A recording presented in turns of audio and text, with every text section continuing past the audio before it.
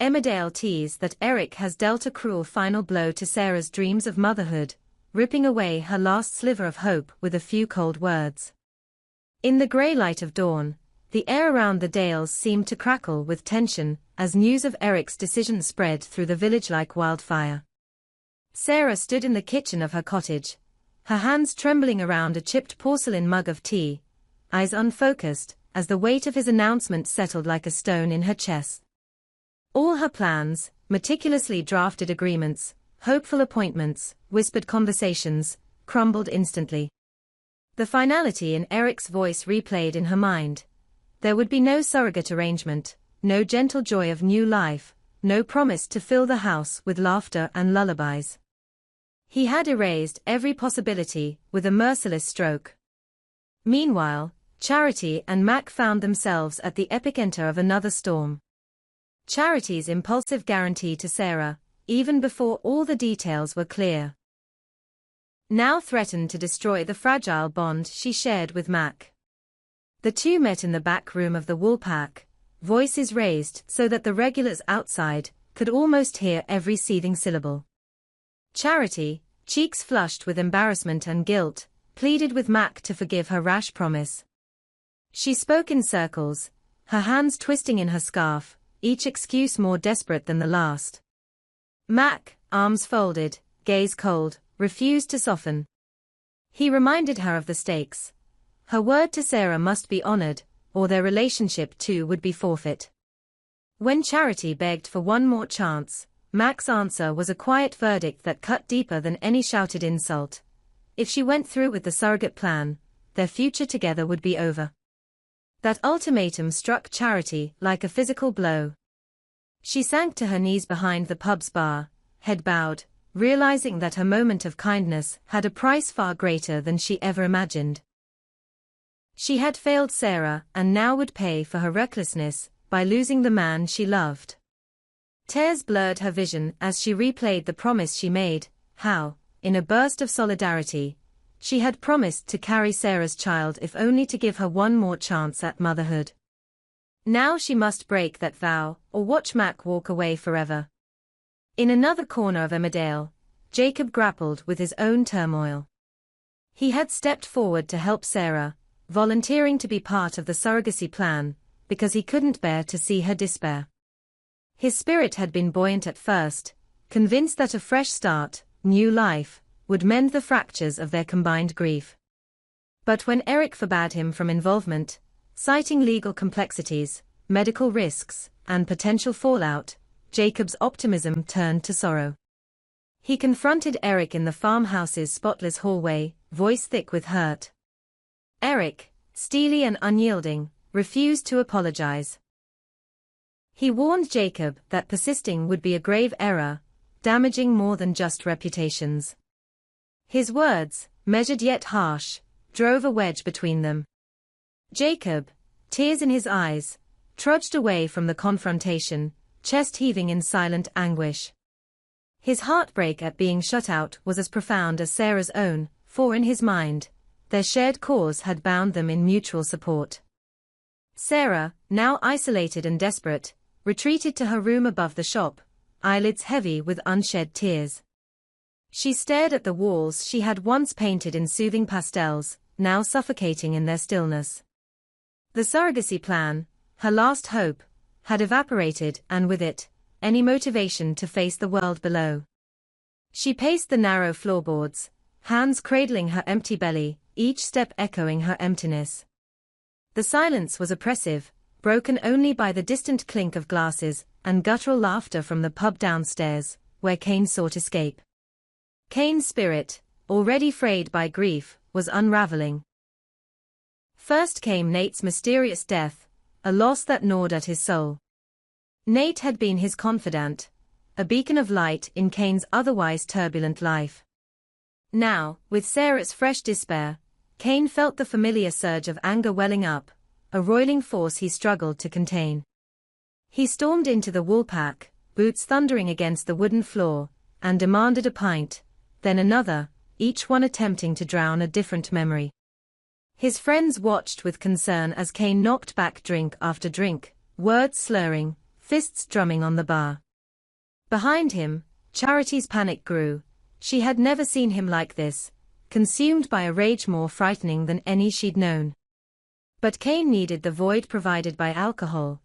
It was the only thing that numbed the ache of loss and the sight of Sarah's forlorn figure.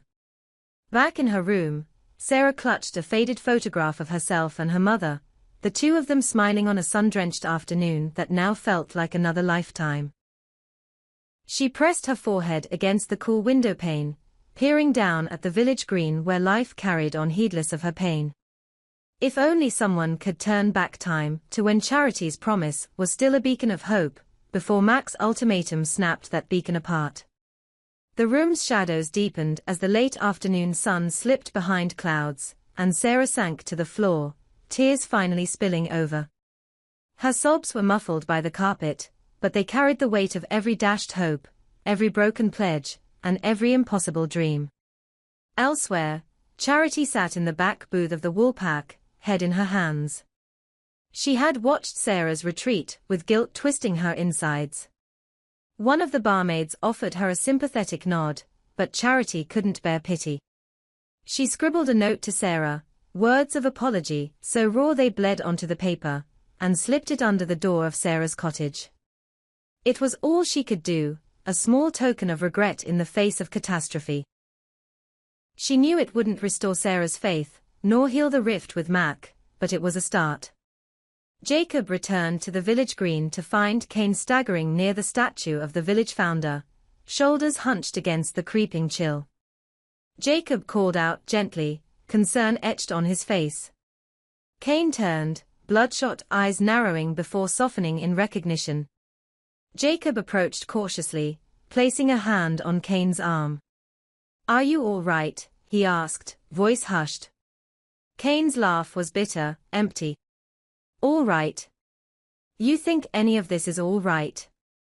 My mate's dead, Sarah's broken, and the only idiot who thought he could fix it got thrown out by Eric."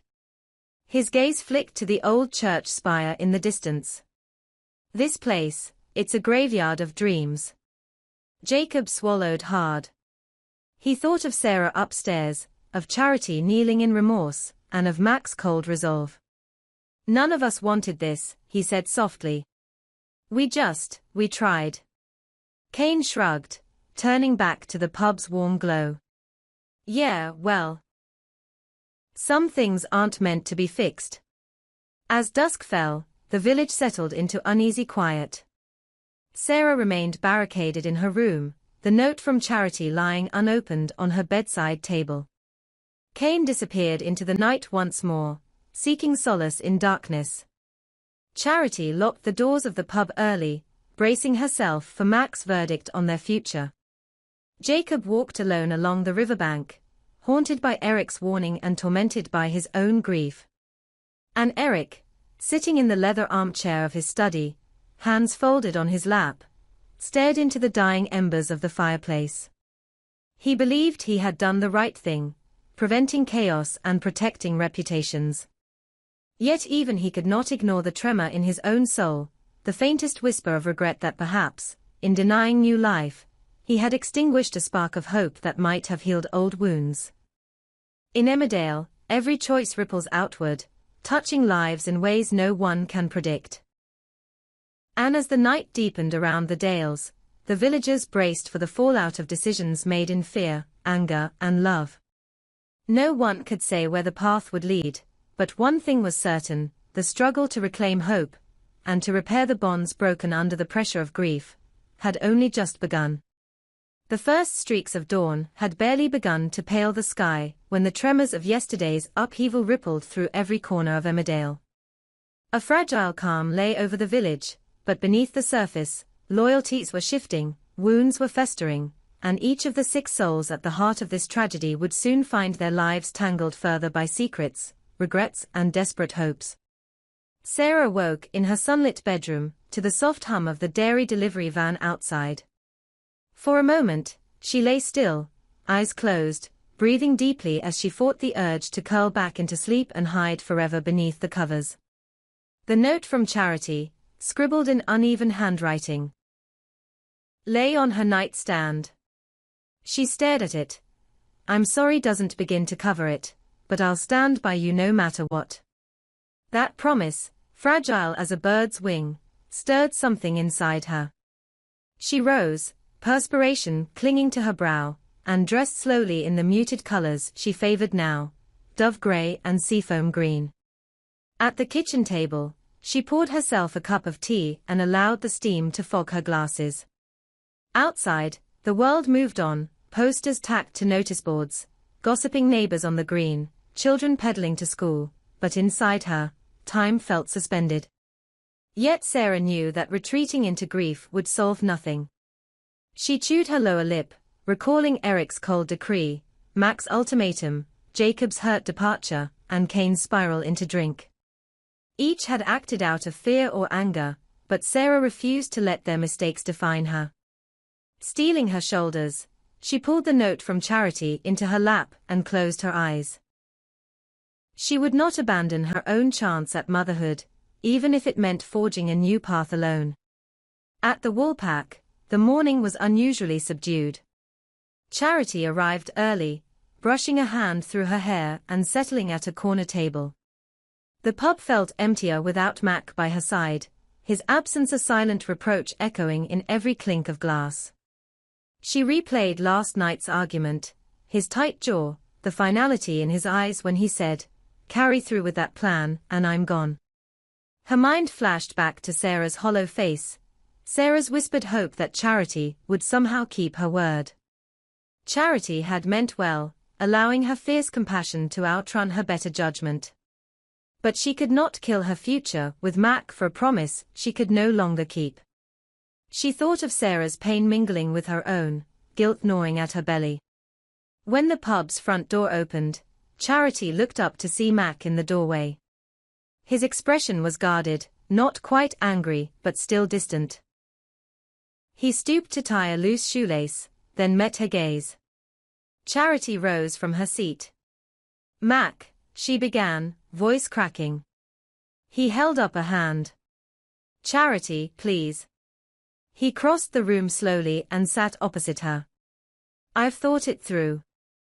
I can't watch you sacrifice everything for Sarah. I won't." His tone was firm, but beneath it lay fatigue, of loving someone who risked their own happiness for others. Charity's throat constricted. "I still can't break my word." Mac closed his eyes for a moment. When he spoke again, his voice was low. "Then we're at an impasse. Do what you have to do, but don't expect me to wait." Without another word, he rose and left, the bell on the door echoing his departure. Charity sank back into her chair, tears burning her cheeks. Love or loyalty, she could not serve both. Across the green, Jacob lingered beneath the ancient oak, its twisted branches a testament to resilience in hardship. He had watched Sarah's retreat, her isolation, and felt a responsibility he could not shrug off, even after Eric's harsh rebuke. Eric's warning, that Jacob's involvement would unleash chaos, had wounded him more than he admitted. Yet Jacob believed in Sarah's cause, the right to a family, to hope. He pulled out his phone and dialed his solicitor, the same one who had helped him years ago. "I need to explore other options," Jacob told him, voice resolute. "I want to look into legal hurdles, altruistic surrogacy programs, anything that can give Sarah a chance." The solicitor promised contacts with fertility specialists and an inquiry into charitable surrogacy networks unattached to Emmerdale's tangled relationships. Jacob hung up and exhaled, a spark of determination lighting in his chest. He would not abandon Sarah, instead, he would become her advocate, guiding her through every possible bureaucratic barrier, until a lawful, safe path to motherhood emerged. In the Georgian elegance of Emmerdale's grandest manor, Eric paced his study, the morning sun casting long shadows across the Persian rug. He replayed Jacob's defiant exit, Charity's anguished vow, Mac's ultimatum, and Sarah's silent suffering. He had acted to protect reputations, his own, Mac's family name, the delicate social balance of the Dales, but at what cost?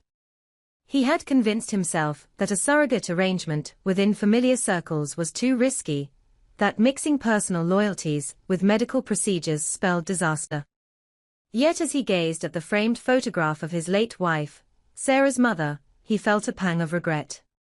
Had he condemned Sarah to a life of what-ifs, rather than encouraging her to find a new source of joy? His secretary knocked gently on the door and supplied the morning mail, letters from the fertility clinic in Leeds, press inquiries, and a terse note from Mac's solicitor requesting formal separation papers, should charity proceed. Eric's jaw clenched.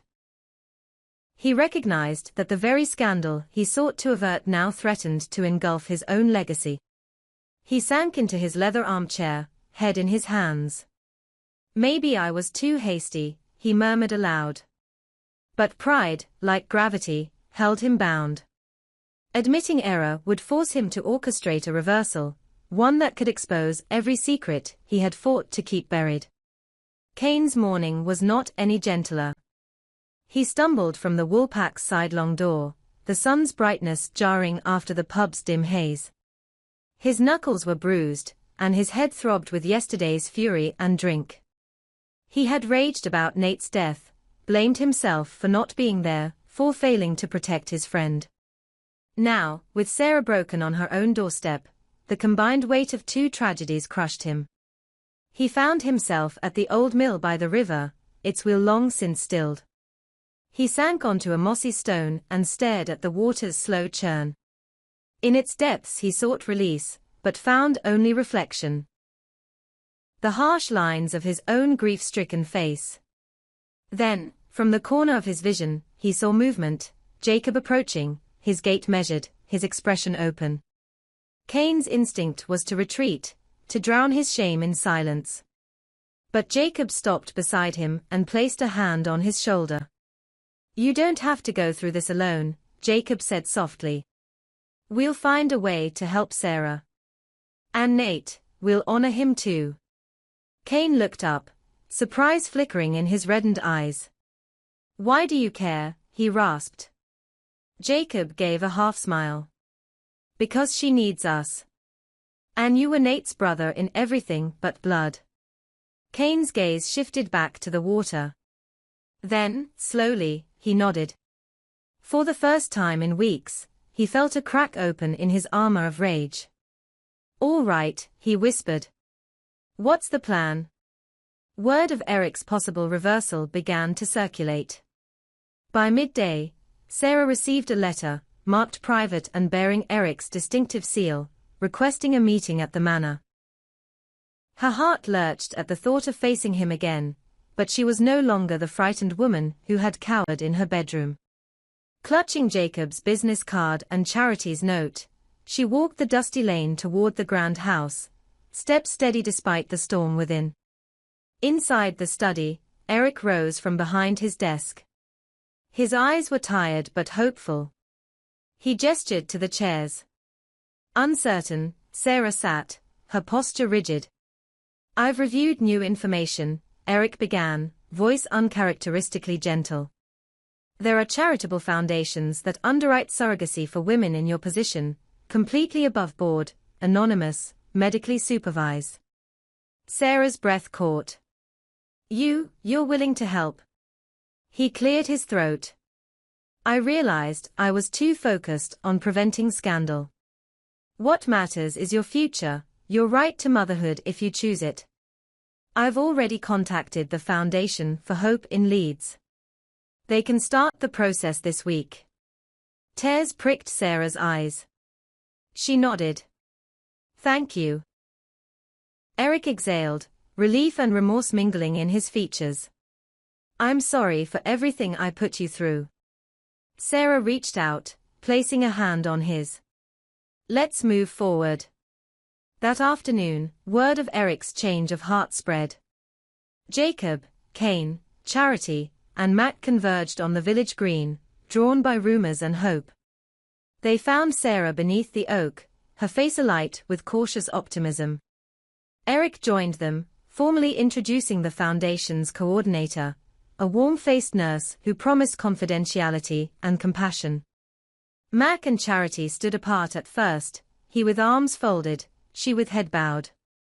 But when the nurse explained that the program required no personal sacrifice from Charity, and allowed Sarah to appoint an anonymous surrogate through medical channels, Mac's expression softened.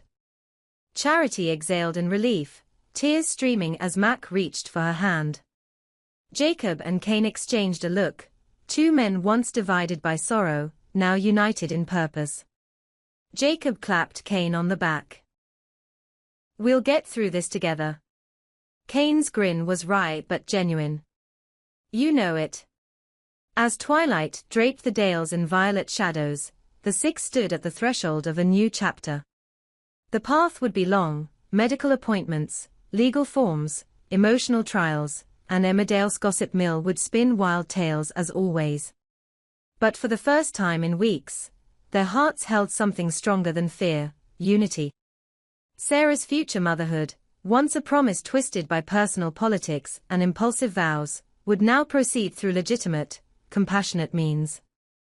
Charity and Mac, their bond tested by sacrifice and trust, found a middle ground where love need not demand heartbreak. Jacob discovered a purpose beyond romance, a vocation as advocate and friend. Cain learned that anger alone could not fill a void, solidarity could. And Eric, chastened by his own missteps, embraced the role of protector in its truest sense, caring not for appearances, but for the happiness of those he held dear. In Emmerdale, the seasons turn, storms pass, and new life emerges from the hardest of winters. As the village lights flickered on, the promise of tomorrow glimmered bright for Sarah and for them all. Whatever challenges waited beyond the horizon, they would face them not as fractured souls, but as a family bound by resilience, compassion, and the unbreakable hope of what might yet be.